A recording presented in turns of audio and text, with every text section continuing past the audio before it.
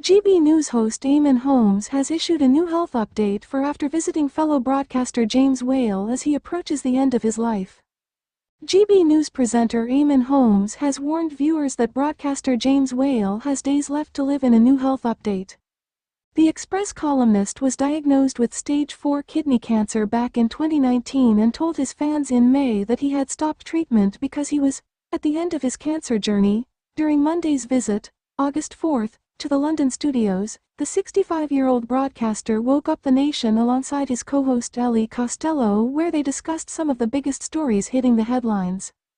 Later on in the show, Eamonn shared a fresh health update for the Talk TV star as the panel discussed their fears of death on the show. The dad of 4 revealed that James might die this week, and explained how his illness is now impacting his vocal cords, making it hard for him to communicate with his loved ones.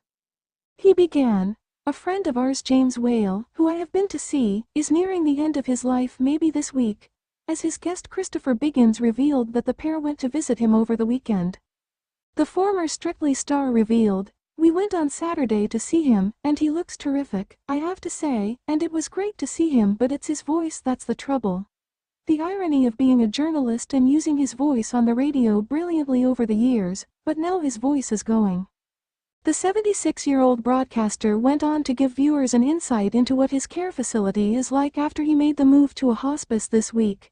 He went on, "What was so wonderful is the hospice that he's staying in, which I think needs something like £12 million a year or something to survive. It was just wonderful.